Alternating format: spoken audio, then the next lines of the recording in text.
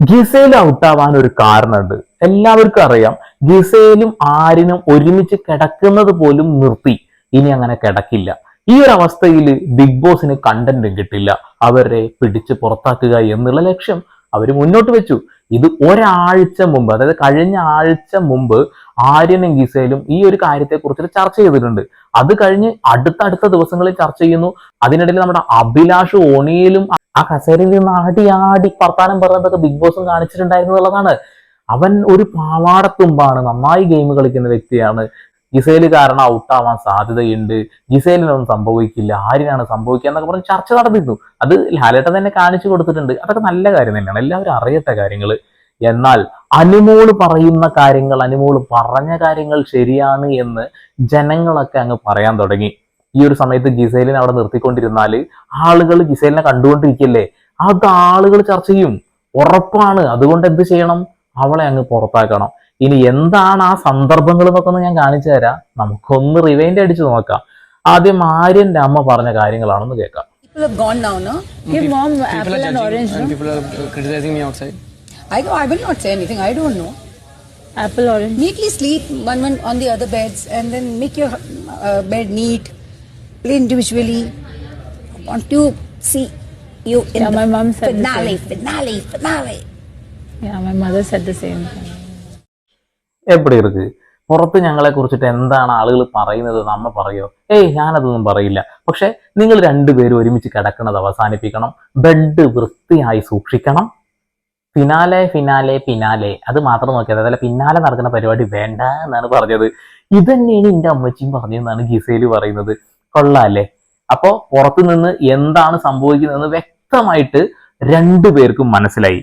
പിന്നെ ഇപ്പോ മാറിക്കിടക്കുക എന്നല്ലാതെ എന്ത് ചെയ്യാനാ? അടുത്തത് വീണ്ടും അക്ബറിനെ ചേർത്ത് വെച്ചുകൊണ്ട് ഇവരുടെ ചർച്ച. ഒരു കാര്യം പറയട്ടെ, ഈ ഫസ്റ്റ് ഡേ ഞങ്ങൾ ബെഡ് ഷെയർ ചെയ്ത് ബിഗ് ബോസ് വരും ചെറുക്കനും പെണ്ണും ബെഡ് ഷെയറും പറ്റത്തില്ല. അങ്ങനെ എന്തിനാ ബിഗ് ബോസ് ഒന്നും പറയാതെ? ബിഗ് ബോസ്ക്കും അറിയാം ഈ ഗെയിമിൽ ഇങ്ങനെയാണ് കിടക്കുക. ഹിന്ദി ബിഗ് ബോസ് ആണെങ്കിൽ എത്ര ചെറുക്കന്മാർ പെണ്ണ് ഇങ്ങനെ കിടക്കും. ബിക്കോസ് ഡബിൾ ബെഡ് അല്ലേ, ഒരു സ്പേസ് നിങ്ങൾക്ക്, ഒരു സ്പേസ് നിങ്ങൾക്ക്. പിന്നെ പുരോഗമന ചിന്താഗതിയുള്ള അക്ബറെ, നീ എന്താ പറഞ്ഞത്? തുടക്കത്തിൽ തന്നെ ഞാനും ആരും ഒരുമിച്ച് കിടക്കുമ്പോൾ തന്നെ ബിഗ് ബോസ് പറയണ്ടേ, ചെയ്യരുത്, നിങ്ങൾ കിടക്കാൻ പാടില്ല എന്നാണ് പുരോഗമന ചിന്താഗതിക്കാരൻ പറഞ്ഞിട്ടുള്ളത്. പക്ഷെ ഹിന്ദി ബിഗ് ലൂസിലൊക്കെ ഞങ്ങൾ ഒരുമിച്ച് തന്നെയാണ് കിടക്കാറ്. കൊള്ളാം, അതിലേക്ക് എത്തിയിട്ടില്ല. പിന്നെ ഒരു കാര്യം പറയാം, എനിക്ക് മനസ്സിലായി. ഇനി ഈ ഗെയിം കളിക്കണ്ട, ഇനി മതിയായി, ഇനി ഞങ്ങൾ അലൗ ചെയ്യത്തില്ല.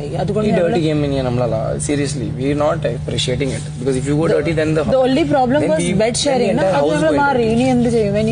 ഇപ്പൊ നിങ്ങൾക്ക് ഇഷ്ടമുണ്ടെങ്കിൽ അല്ലെങ്കിൽ ഇതൊരു ട്രാക്ക് ആണെങ്കിലും ഇറ്റ്സ് നൈസ്, നിങ്ങളുടെ ഇഷ്ടമാണ്.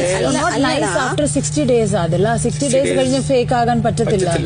ഫേക്ക് എന്നല്ല ഞാൻ ഉദ്ദേശിച്ചത്. നിങ്ങളിപ്പോ ഇത് ലവ് ട്രാക്ക് ആണെങ്കിലും genuinely if you guys are into love, രണ്ടുപേർക്ക് അങ്ങനെ ഇഷ്ടമാണെങ്കിൽ ഇറ്റ്സ് നൈസ്. അതെ അതെ അതെ, അതിലൊക്കെ ഇപ്പൊ അങ്ങനെയൊക്കെ തന്നെയല്ലേ പറയാൻ പറ്റുള്ളൂ, ഇറ്റ്സ് നൈസ്. പക്ഷെ നിങ്ങളെ 24 മണിക്കൂർ വീക്ഷിക്കുന്ന മലയാളികളുണ്ട്, എപ്പിസോഡിലൂടെ കാണുന്ന ആളുകളുണ്ട്. ഇവരൊക്കെ വോട്ട് ചെയ്തിട്ടാണ് നിങ്ങളവിടെ നിലനിർത്തുന്നത്. ഒരു കുടുംബ പ്രേക്ഷകർക്ക് ഒരുമിച്ചിരുന്ന് കാണാൻ കഴിയാത്ത രീതിയിലേക്ക് ബിഗ് ബോസ് മാറുമ്പോൾ, 16+ ആണെന്ന് എഴുതി വെച്ചിട്ട് പോലും അതിന്റെ അപ്പുറത്തേക്ക് കാണുമ്പോൾ ജനങ്ങൾ ഇതൊക്കെ കണ്ടിട്ട് കൈയടിക്കണമെന്നും അതൊക്കെ അടിപൊളിയാണെന്ന് പറയണമെന്ന് നിങ്ങൾ അവിടെ വിചാരിക്കുന്നുണ്ടെങ്കിൽ അത് വലിയ വിട്ടിത്തരാം. കുറച്ചാളുകൾ ചിലപ്പോൾ സപ്പോർട്ട് ചെയ്യുന്നുണ്ടോ, ഒരുമിച്ച് കിടന്നോട്ടപ്പ അതിനെന്താ അല്ലേ? ഇപ്പൊ എന്നെ പോലെയുള്ള ആളുകളൊക്കെ ഒരുമിച്ച് ഇരിക്കുന്നത്, ഒരുമിച്ച് ഭക്ഷണം കഴിക്കുന്നത് പോലെയല്ല ഒരുമിച്ചൊരു ബെഡ് ഷെയർ ചെയ്യുന്നത് എന്നൊക്കെ തന്നെയാണ് നമ്മൾ ചിന്തിക്കുന്നത്. ഞങ്ങളുടെ പുരോഗമനം അത്രയ്ക്ക് ഉള്ളൂ കേട്ടോ. കാരണം നമ്മുടെ മക്കളൊക്കെ ഈ രീതിയിലൊക്കെ അങ്ങനെയൊക്കെ ജീവിക്കുക എന്നൊക്കെ കേൾക്കുമ്പോൾ നമുക്ക് മനസ്സിലൊരു ബുദ്ധിമുട്ടുണ്ടാവും. കാലം ഒരുപാട് കഴിഞ്ഞു കഴിഞ്ഞാൽ മാറ്റങ്ങൾ വന്നോട്ടെ. കാരണം ആ കാലത്ത് നമ്മൾ ഉണ്ടാവാനുള്ള സാധ്യത വളരെ കുറവാണല്ലോ. അതുകൊണ്ട് അത് എന്തും ആയിക്കോട്ടെ. പക്ഷെ നമ്മൾ ജീവിക്കുന്ന ഈ ഒരു കാലഘട്ടത്തിൽ പല കാര്യങ്ങളും നമുക്ക് ആക്സെപ്റ്റ് ചെയ്യാനോ മോശമാണെന്ന് തോന്നുന്നത് പറയുക എന്നുള്ളത് നമ്മുടെ കടമയാണ്. അത് പറയുക തന്നെ ചെയ്യും. നിങ്ങൾ തമ്മിൽ ഒരുമിച്ച് കിടക്കുന്നത് തന്നെ ആദ്യം തന്നെ മാറ്റേണ്ടിയിരുന്നു. അക്ബർ പറഞ്ഞതുപോലെ തന്നെ എന്റെ പുരോഗമനം അത്രയൊക്കെ തന്നെ ഉള്ളൂ കേട്ടോ, അക്ബർ പറഞ്ഞതുപോലെ. പക്ഷെ അക്ബർ ഡബിൾ സ്റ്റാൻഡ് എടുക്കുന്ന ആളാണ്. അതെന്തോ ആവട്ടെ, അത് വേറൊരു വീഡിയോ വരുന്നുണ്ട്. ആ വീഡിയോയിൽ നമുക്ക് അക്ബറിനെ കൂടി പൊളിച്ചടക്കാം. ബെഡിനവിടെ അറിയില്ലല്ലോ, ഞങ്ങൾ വരാം. വെറുതെ ജഡ്ജ്മെന്റിലുള്ള ആൾക്കാരുണ്ടെങ്കിൽ വേണ്ട, അങ്ങനെ നീ മാറി കിടക്കുമ്പോ അതൊരു എന്തുവാണ് ടോക്കാണത്. അല്ല, അങ്ങനെ നീ പേടിച്ചിട്ട് ഇതാവണ്ടാക്കാം. നിന്റെ ഭാഗത്ത് തെറ്റില്ലെങ്കിൽ നീ അവിടെ തന്നെ കിടക്കും. എന്ത് ടോക്കാണത്? നിന്റെ ഭാഗത്ത് തെറ്റില്ലെങ്കിൽ നീ അവിടെ തന്നെ കിടന്ന മാറിക്കിടക്കണ്ട എന്നുള്ളത്. ഇതേ അക്ബർ തന്നെ ആര്യനെ ഒരു ബെറ്റ് വെക്കുന്നുണ്ട്. ആര്യനും ഗിസേലും തമ്മിലൊരു വഴക്കുണ്ടായി, പിണക്കത്തിലായി. ആ സമയത്ത് ഒരു ബെഡിൽ ഇങ്ങനെ കിടന്ന് സംസാരിക്കുകയാണ് നമ്മുടെ അക്ബർ. അക്ബർ പറഞ്ഞൊരു കാര്യമുണ്ട്, ആര്യ നിന്നെ അവൾ ഭക്ഷണം കഴിക്കാൻ വിളിച്ചില്ല എങ്കിൽ ഇന്ന ഭക്ഷണമോ അല്ലെങ്കിൽ ഇന്ന സാധനം ഞാൻ വാങ്ങി തരുന്നത് ബെറ്റൊക്കെ വെച്ചു, അല്ലെങ്കിൽ നിങ്ങൾ ഒരുമിച്ച് കിടക്കുന്ന ആ ബെഡിൽ നിന്ന് തീരുമാനമായിക്കൂടെ എന്നാണ് പറയുന്നത്. അതായത് ഒരുമിച്ച് കിടക്കുന്നതിൽ ഒരു കുഴപ്പമില്ല എന്ന് പറയും ചെയ്യും, എന്നാൽ ഒരുമിച്ച് കിടന്നത് കൊണ്ട് അവരങ്ങനെയാണ് എന്ന് മാറിയിരുന്ന് പറയുന്ന ഒരു വ്യക്തിയാണ് ഈ പറയുന്ന അക്ബറിനെ പോലെയുള്ള കുറെ എണ്ണം. അക്ബർ അത് ചിലയിടങ്ങളിൽ നൈസായിട്ടേ പറയാറുള്ളൂ, പൂർണ്ണമായിട്ടും പറയാറില്ല. അതെന്തുകൊണ്ടാണെന്ന് വെച്ചാൽ ആളുടെ ഒരു ഗെയിം സ്ട്രാറ്റജി അതാണ്. നീ എന്താണ് മോനെ അക്ബറെ പറയുന്നത്, നീ എന്ത് കൂട്ടുകാരനാടാ എന്നൊക്കെയാണ് ഇപ്പൊ ആര്യം പറയുന്നത്. ഇപ്പോഴാണോ അവന് ബോധോദയം, പക്ഷെ പുറത്തായല്ലോ. എനിക്ക് അങ്ങനെ വലിയ ഈ പറഞ്ഞ പോലെ അവിടെ കിടന്നാൽ മാത്രം ഉറക്കം വരില്ല, എനിക്ക് അങ്ങനെ ആ ഒരു ഫീൽ ഇല്ല. ഞാൻ അവിടെ ഗെയിം കളിക്കാൻ വേണ്ടി വന്നിരിക്കുന്നത്, മനസ്സിലായ?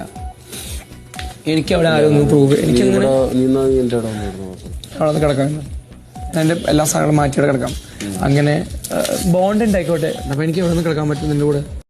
അതെ അതെ അതെ അതെ അതെ, ബോണ്ട് ഉണ്ടായിക്കോട്ടെ, അത് നല്ലതാണ്, ബോണ്ട് ഉണ്ടായിക്കോട്ടെ. പക്ഷെ അവളുടെ കൂടെ കെടുക്കണ പരിപാടി നിർത്തി ഞാൻ ഗെയിം കളിക്കാൻ വന്നാണ്. നീ ഗെയിം കളിക്കാനാ വന്നത് വെച്ചാൽ തുടക്കം മുതൽ അത് ചെയ്യണമായിരുന്നു.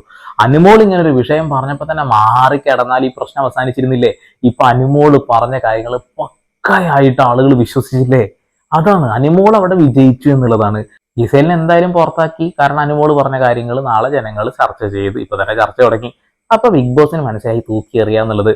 ഇനി അഭിലാഷും ഒണിയിലും ചേർന്നുകൊണ്ടുള്ള ചർച്ച, ഈ ചർച്ചയും കൂടി കേൾക്കണം. ഇതാണ് ലാലേട്ട എടുത്ത് കാണിച്ചത്. ഇവള് പോണോടാ, ഒന്നെങ്കിൽ അവൻ പോകണോ, അല്ലേ അവൻ പോകണോ നല്ലതാണ്, അവൻ നല്ലൊരു കണ്ടസ്റ്റന്റ് എൻ്റെ അഭിപ്രായത്തിൽ. പക്ഷെ ഇവള് ഇങ്ങനെ അവനെ ആക്കരുത്. ഇവൾ അവനെ ഒരു സാരിത്തും ബാക്കി കളഞ്ഞു, അതല്ലേ? അതുകൊണ്ടാണ് ആ ടാസ്ക് തന്നെ കൊടുത്തത്. ഇവനെ ചിന്തിക്കാനുള്ള ബോധമില്ലെന്ന് പറഞ്ഞു. അവളുടെ അടിമ, കക്കൂസ് കഴുകാൻ അവൾക്ക് പറ്റത്തില്ല, അത് പോയി കഴുകി കൊടുക്കാൻ ഒരു അടിമ. പാത്രം കഴുകാൻ പറ്റത്തില്ല, അത് പോയി കഴുകി കൊടുക്കാൻ ഒരു അടിമ.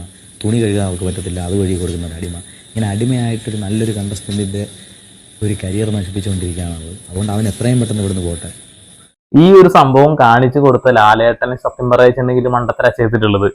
ആ ഒരു കാര്യം കൂടി എത്തിയപ്പോഴാണ് ജനങ്ങൾ അത് ചർച്ച ചെയ്യാൻ തുടങ്ങിയത്. അനുമോൾ പറഞ്ഞു ശരി തന്നെയാണ്, എല്ലാവരും പറയുന്നു. ഇതേ സാധനം പുറത്തു പോയിട്ടുള്ള റണ ഫാത്തിമ, അതുപോലെ ഇപ്പൊ അകത്തുള്ള വിഷം ബിന്നി, അവരൊക്കെ ചർച്ച ചെയ്തത് നമുക്കറിയാലോ. അവര് തമ്മിൽ എന്തോ ഉണ്ടടാ ഇല്ലടി എന്നൊക്കെ പറഞ്ഞിട്ട് അതാണ് എല്ലാവരും അത് സമ്മതിച്ച് തന്നു, അത്ര തന്നെ. ഇനി ഈ വിഷയം ശരിക്ക് പുറത്തുനിന്ന് റിയാസൊക്കെ വന്നപ്പോൾ ഒരു സൂചന കൊടുത്തു എന്ന രീതിയിൽ ആരും തന്നെ മനസ്സിലാക്കി ഗിസേലിനോട് സംസാരിക്കുന്നുണ്ട്. അതൊന്ന് കാണാം. I know that everyone saying the same thing. ഞാനും എന്ത് ചെയ്യാൻ പറ്റും? പക്ഷെ ഈ പറഞ്ഞ പുറത്തുനിന്ന് വന്ന ആൾക്കാർ പറഞ്ഞുകൊണ്ടിരിക്കുക നമ്മൾ തമ്മിൽ ഫേക്കാണ്, നമ്മൾ പിന്നെ ഈ പറഞ്ഞ നോട്ട് ഫേക്ക് ലൈക്ക് നിഴലാണ്, അത് ഭയങ്കര ബാഡാണ് പുറത്ത്. What do I do now? I'm just telling you that's what the third party view is. I don't care about the mic and I'm not scared shit. Keep me on the field. I'm just telling you this is what happened. So I'm asking you for an opinion from yours. If your opinion is with me, I'm okay.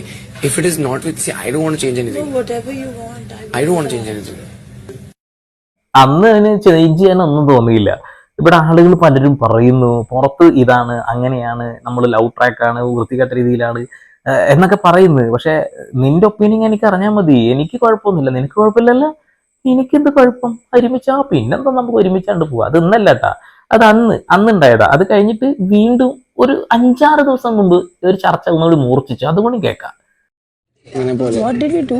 We didn't do anything, but even if we are sitting on the sofa and we have a gesture, no, where I'm lying down on your lap or I'm hugging you, അത് ഇവിടുത്തെ പ്രേക്ഷകർ accept ചെയ്യില്ല. അത് ഭയങ്കര love ആയി മാറ്റും, മനസ്സിലായോ? അതെ. അപ്പോൾ ഞാൻ പറഞ്ഞത് നമുക്ക് കുറച്ചുകൂടി ഒന്ന് പൊതുവെ ഫ്രണ്ട്സ് എങ്ങനെയാണ് അങ്ങനെ തന്നെ പോവാം.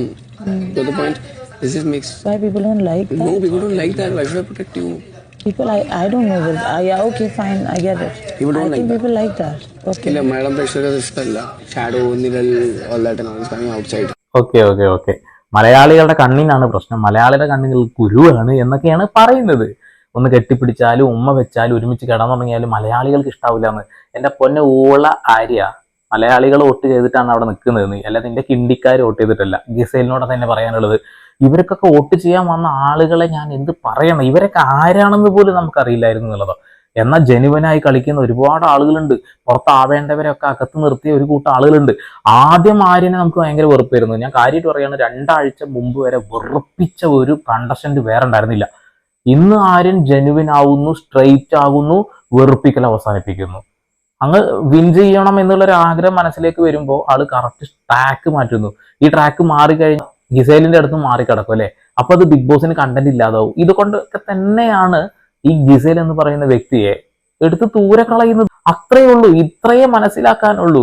കണ്ടന്റ് അവർക്ക് ആവശ്യമായ രീതിയിൽ കിട്ടിയില്ല എങ്കിൽ ആളുകൾ എടുത്ത് കളയും. ഇപ്പൊ അഭിലാഷ് എന്ന് പറയുന്ന വ്യക്തിയൊക്കെ അവിടെ നിലനിൽക്കേണ്ട മനുഷ്യനായിരുന്നു അല്ലേ, എന്നാൽ ആളെടുത്ത് ദൂരെ കളഞ്ഞു. ഇതേപോലെ തന്നെയാണ് പല ആളുകളെയും അനാവശ്യമായിട്ട് അവിടെ വെക്കുന്നു, അനാവശ്യമായിട്ട് എടുത്തും കളയുന്നു. എന്തായാലും ഗിസേൽ പോയ കാരണം നിങ്ങൾക്ക് മനസ്സിലായല്ലോ. ഇതാണ് കാരണം. അവിടെ ഇങ്ങനെ കണ്ടന്റ് കൊടുക്കാൻ കഴിയുന്നില്ല, അപ്പൊ എടുത്ത് ദൂരെ കളഞ്ഞു. അപ്പൊ മനസ്സിലായില്ലേ? അപ്പൊ വീണ്ടും വരട്ടെ പുതിയ വാർത്താ വിശേഷങ്ങളൊക്കെ ആയിട്ട്. അതിലേക്ക് സന്ദീപ് ഇവിടെ പോൾ സൈനിങ് ഓഫ്.